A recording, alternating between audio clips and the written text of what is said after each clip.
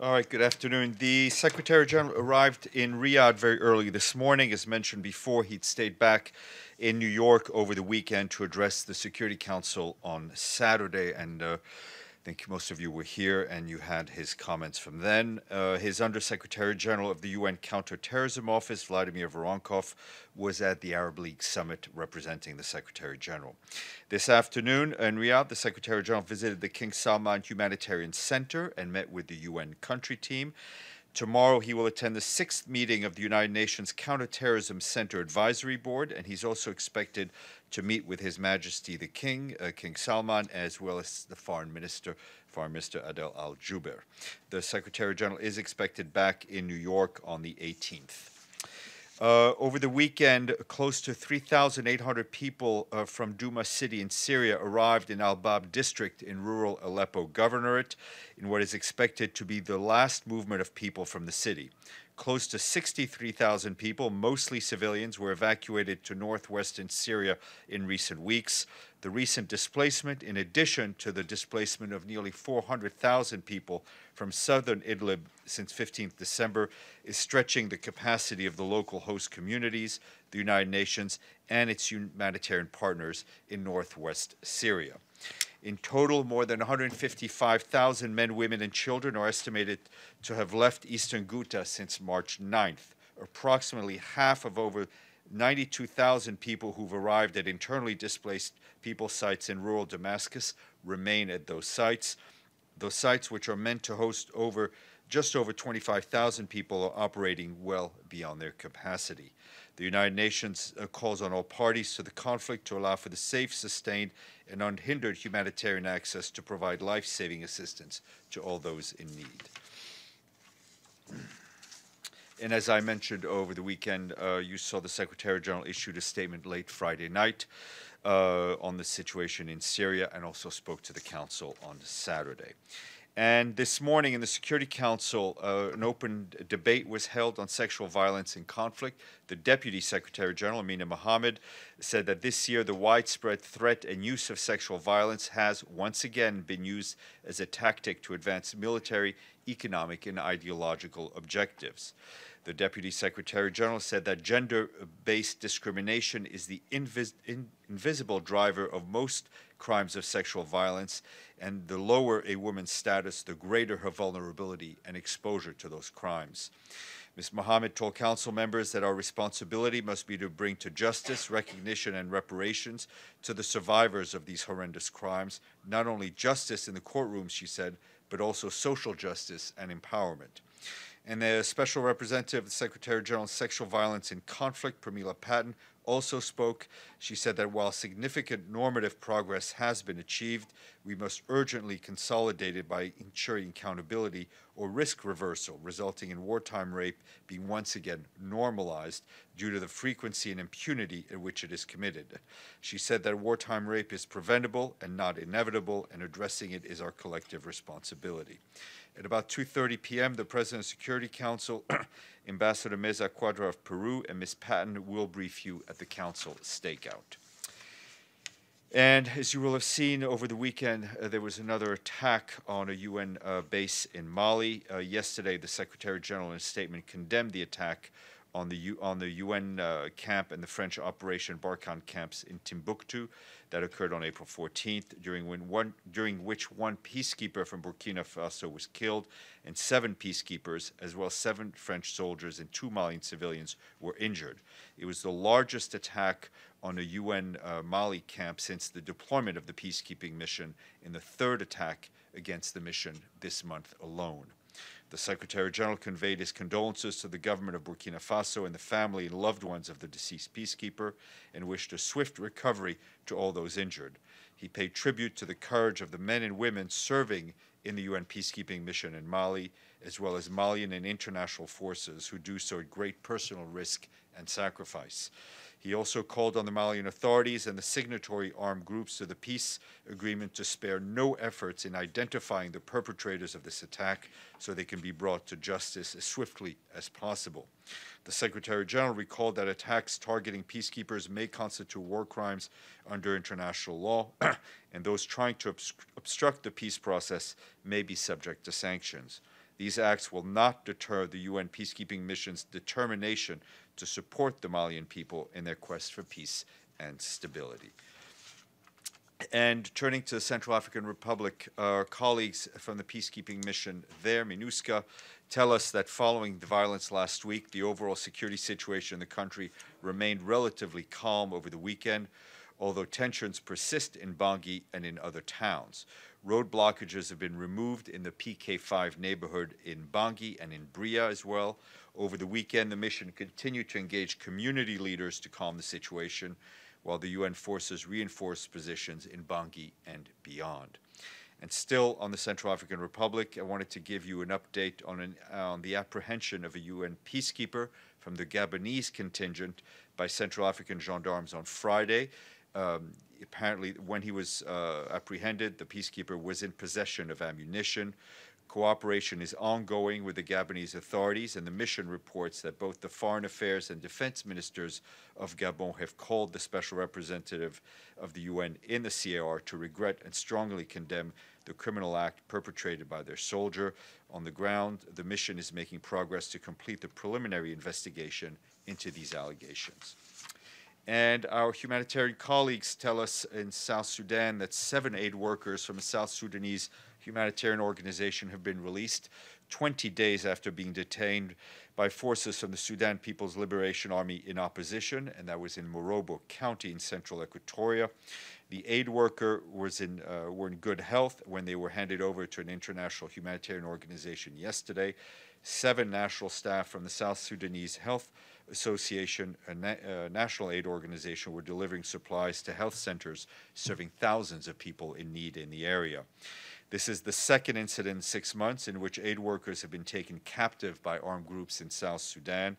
Aid worker security in Africa's youngest nation remains a key concern for humanitarian workers who are being harassed, intimidated, beaten, and even killed. Since the conflict began in 2013, at least 99 aid workers have been killed in the line of duty in South Sudan, including 2 in April. The Assistant Secretary General for Political Affairs, Miroslav Yencha, completed his visit to Nepal today, where he met the Speaker of the House of Representatives, the Foreign Minister, the Chief of the Army Staff, and former Prime Ministers Pushpa Kamal Dahal and Sher Bahadur Duba, the Chairman of the National Human Rights Commission, as well as other high-level government officials and other political party leaders, women, and civil society representatives. In his meetings, Mr. Yencha commended the government and the Nepali people on the success of their homegrown peace process as laid out in the 2006 Comprehensive Peace Agreement and the political transformation Nepal has undergone over the last 2 decades. He also congratulated the government on holding the local, state, and federal elections last year in Nepal's new constitution. The Director General of the UN Education, Scientific, and Cultural Organization, Audrey Azoulay, today condemned the killing of 3 Ecuadorian newspaper staff workers, reporter Javier Ortega, photographer Paul Rivas, and their driver Efrain Segara. She welcomed the decision of the authorities to investigate into the case and said no effort should be spared to bring the culprits of this crime to justice. The 3 media workers employed by the Ecuadorian newspaper El Comercio were kidnapped on March 26, close to the border between Ecuador and Colombia. And in addition to Ms. Pratton and the President of the Security Council, today at 1:15 there will be a press briefing here on indigenous peoples' collective rights to land, territory, and natural resources. Speakers will include the Special Rapporteur on the Rights of Indigenous Peoples to the Chair of Permanent Forum on Indigenous Issues. At 3 p.m. there will be a briefing by Catherine Markey-Huel, the head of the International Impartial Independent Mechanism for Crimes Committed in Syria, along with the permanent representative of Liechtenstein, and they'll be here to brief you ahead of the first informal debate of the IIIM, which takes place on April 18th. And tomorrow I will be joined by Ursula Mueller, the Assistant Secretary General for Humanitarian Affairs, who will brief you on the trip she recently undertook to Myanmar. And lastly, we are up to number 79 in our honor roll, thanks to our friends in Astana, because Kazakhstan has paid in full. Yes, ma'am. Thanks, Steph. The Russians have said that the delay in the OPCW getting to DOUMA is because of an absence of some sort of UN security permission. Can you provide clarity? Has the UN given that permission? Sure. The UN has provided the necessary clearances for the OPCW team to go about its work in DOUMA. We have not denied them any sort of clearance. Can I follow up?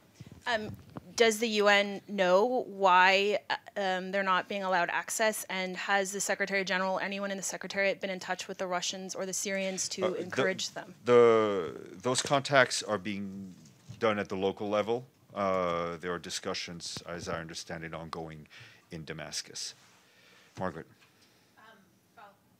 Following that up, also, in the OPCW Director General's statement from his briefing today at The Hague, he said that the Syrian authorities had offered to bring 22 witnesses to Damascus to meet with the fact-finding mission. He didn't say, though, in his remarks whether they accepted that offer. Have they accepted it? You know, listen, I can't speak for the OPCW on issues of substance. They are managing their own fact-finding mission. The United Nations is providing all the logistical and other support it can to make sure the mission goes forward. But on the substance of the investigation, those questions need to be answered by the OPCW. Okay, can I phrase it in a different way? You could try. Would you consider it any sort of substitute for the team going to the site if again, people are the OPCW is leading the investigation. This is not a joint investigation. This is being led by the OPCW along following their rules and regulations. We want the investigation to go forward. The Secretary General is very supportive of the investigation. We hope it is as complete, as full as possible. Mr. Lee.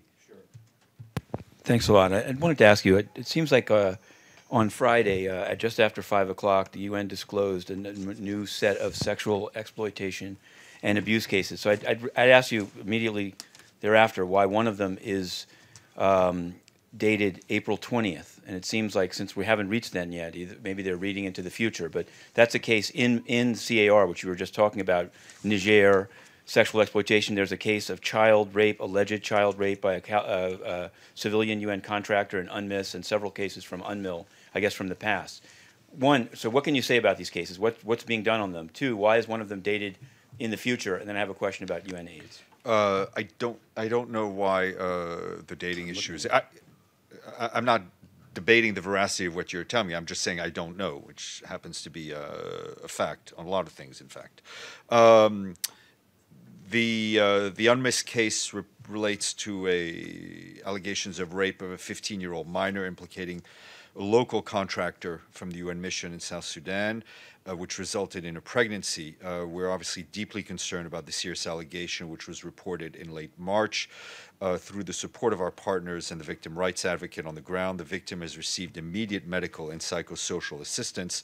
The allegations are being investigated by OIOS, and the local authorities are also informed of the allegations. But so does they have immunity? I guess my question is, it says like OIOS, but it seems like if this is a local staff, is presumably allegedly raping a local citizen. It's a local contractor.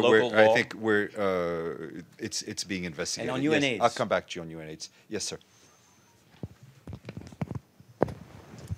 Morning, Deepak Arora from the Tribune Online. Secretary General gave a call on Saturday to the Security Council members, and he actually wants the de-escalation in Syria. And what we understand is there are several drafts which are moving informally in the Security Council. How do you view them, and what do you think? None of them would be, one draft would be accepted. We're aware that there are different discussions going on. It's not up to us to comment on the substance of these drafts. I think the message for the Secretary General was very clear to the Security Council: find unity, find a way forward, so that we have a mechanism through which accountability can be reached. But obviously, it's up to the Council to lead its own discussions. Can I ask another question on peacekeeping? Like a lot of peacekeepers are dying recently. And is there any way that you somehow kind of upgrade them because they are they come from different countries and they could not be that cohesive, and that could be the reason because they're not army. So is there any way forward, or is there any thinking? The way forward is involves both the Secretariat, it involves troop contributing countries, the Security Council, local actors. The Secretary General is very keen, as he said in his representative said it, to do a rethink of a lot of the ways that we do peacekeeping. There was a recent report called the Del Santa Cruz report, which looked at the safety and how peacekeepers operate. We've already taken a lot of these recommendations on board in terms of strengthening and securing the way we do business to lessen the chances of casualties. A lot of recommendations have been put forward, but there's also an issue of mandates and how the UN operates and how troop contributors outfit their troops. It's a debate that is at the forefront of the mind of the Secretary General. Mr. Roth. This question is from your children who could not get into today's briefing. Will the Secretary General issue a call to Russia and Syria not to tamper with evidence at the site in DOUMA, and if not, why not? What the Secretary General wants to see is the fact-finding mission to have access to all the sites it needs to have access to, so that we can have the most thorough and full picture of the facts. Ms. Lederer. Steph, the Secretary General is on his way to Saudi Arabia. He's there. If not there. Could you tell us the purpose of this trip and what he hopes to achieve and who he expects to meet? Sure. He is participating in the meeting of the 16th meeting of the UN Counterterrorism Center Advisory Board, which is being held in Saudi. So there will be obviously a lot of discussions around counterterrorism. He will also be having bilateral meetings with the King of Saudi Arabia, as well as the Foreign Minister, and probably other senior officials.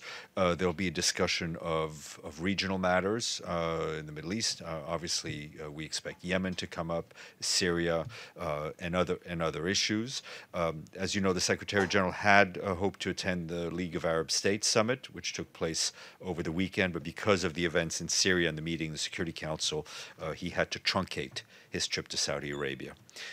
Evelyn, and then we'll go. Sorry. Thank you, Stéphane. Is there any update on food and other deliveries with so many people moving around? Or, excuse me, is starvation or surrender still Damascus policy? Well, as to what Damascus policy is, I think you have to ask them. The humanitarian system, whether it's the UN or its partners, are really stretched to the limit in Syria, dealing with the people flowing out of eastern Ghouta that are in shelters that are over capacity. We're into the 8th year of this conflict. The Syrian people continue to suffer a horrendous list of sufferings, whether it is bombings, chemical weapons attacks, the use of water as a tool of war, hunger. All of what we've seen should encourage all the parties to redouble their efforts to find a political solution. Yes. This is Majengo from Xinhua News Agency. My question is that on at least 3 occasions, Mr. Guterres talked about the Cold War. And March 29th stakeout briefing, he even talked about the need to resume the Cold War mechanism. So the 2 questions. 1, are we in Cold War? 2nd, have we done anything in resuming this Cold War mechanism? Well, I speak for the Secretary General, and I think the Secretary General speaks better than me. I would refer you to what he said in the Security Council. He said the Cold War is back with a vengeance. I think I would encourage you to reread and look at what he said. I think one of his great concerns, which he's articulated over the past few months, is also this danger of things spiraling out of control, of people sleepwalking into conflict. This is and this was and remains a great concern of his. Zach, and then we'll go.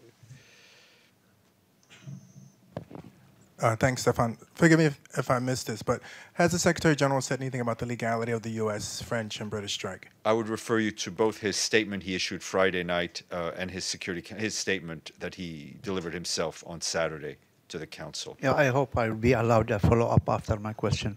Have you never not been allowed a follow-up? Sometimes you've not been allowed 3 follow-ups, but you've always been allowed 1 follow-up. No, many times I was denied. Anyway, when was the last time the United Nations visited Raqqa, and when do we expect a report coming out from Raqqa? If I'm not mistaken, there was a UN team in Raqqa about 2 weeks ago that was led by OCHA. We'll see if we can get you an update. But when I mentioned they were there, I also reported on what they've seen, including the immense destruction. So I would refer you back to what I said at the briefing. There were protests inside Raqqa demanding that the occupiers leave the city. People were raising Syrian flags and coming out in protests, and their videos are littering the internet. What does the United Nations say about that? I have not seen those reports. Another thing, Sir Jeffrey Sachs, Mr. Jeffrey Sachs, and not Sir I'm sure he would be happy to have been knighted. Yeah. Well, this reminds me of Sir Jeffrey Howe, that's why. Okay. Yeah, anyway, Mr. Jeffrey Sachs, in an interview a couple of days ago, asked the United States to stop the proxy war in Syria and accused the United States of instigating that war, and asked them that the suffering of Syrians for 7 years is more than enough, which What is the question, the question, sir? what does the Secretary General think about, well, Mr. Sachs is not a non-entity. I think Mr. Sachs made those comments in his personal capacity. And what does the Secretary General think about that? I think what the Secretary General is saying is that this war has gone on long enough, and we need to get back to the political process. Yes, ma'am. On Saturday, the Secretary General said in his remarks that he was going to ask Mistura to come to New York as soon as possible. Do you know when Mistura will be here? I will check, but it should be very soon. Mr. Lee. Sure, I wanted to ask you about UN AIDS. It's given... Or apparently, sorry, I was told the specific date is not mentioned on CDU's website. We only indicate the months. In this case, it's April 2018. The number you might be referring to is the sequencing number of the allegation as it appears on the table. But I'm sure you will check, but let's hear your question about UN AIDS. I'll just write about that. I wanted to ask you about UN AIDS. As I'm sure you've seen, a number of groups have asked for an investigation, but the AIDS Healthcare Foundation, which does work on AIDS in 39 countries, has reportedly written to Antonio Guterres asking that Mr. Sidibe step down in light of his alleged retaliation against staff, in light of a staff member having in 2015 told him that Luis Luis was a sexual predator. And I'm wondering, what does the Secretary General think now? That basically, it doesn't seem that Mr. Sidibe is going to self-resign. What does he make of a member of the advisory committee? I think it's always important to hear from our partners. Mr. Sidibe continues to have the confidence of the Secretary General. And the investigation of Luis Luis meets Antonio Guterres' standards of zero tolerance. I think we've spoken about the investigation. I want to ask you about Burundi as well. I'll come back to you, Mr. Uchardo. Stéphane, I just want to follow up on a legal question. The attack on Syria by the U.S. and the allies. It seems that the U.S. and the U.K. and France are indicating that they're pretty confident that they had the legal right to do that attack. And the SG in his piece said, oh, the charter is clear. I would like to get an answer from the Secretary General as to whether or not it was legal for the U.S., France, and the U.K. to act as they did under the UN Charter, because looking at the Charter, it refers to collective action by the Council, but I don't see any trilateral or unilateral I would refer you back especially to the statement the Secretary General issued on Friday. Yes, sir. Okay, I wanted to ask you two questions about governments that the UN says it has an interest in having dialogue, not in fact having them. In Burundi, Pierre Nkurunziza has said that he's basically going to suspend talks under Arusha through the East African community. And I'm asking you this because some have noted that there was a statement that went up on the AU's website saying that the AU and the UN were deeply concerned about this, and then it went down, but a sort of a version of it is still up. In fact, so I wanted to know, is in fact the UN concerned about this? And if it is concerned, I will check. Why did it I will check on yeah, and also, I just am saying that the column that I was reading to you about 4/2018, it says date at the top of it. I have no doubt that you are right. in Okay. that. The other one is about Cameroon. It has to do with the Interior Minister of Cameroon. This, has said there will be absolutely no dialogue with, quote, secessionists, whether or not violent or nonviolent. If you do not pledge allegiance to the full territorial integrity of Cameroon, no dialogue. Given that Mr. Francois Fall has been saying for the longest that he's committing to dialogue, that's what the government should do. What does he think of this statement that in 30 days there will be a final crackdown? Our position continues to be the same, is that the best way to address the situation in the Anglophone regions is through a genuine and inclusive dialogue with all relevant stakeholders. Has the Secretary General seen the Hungary protests, the protests in Hungary about Viktor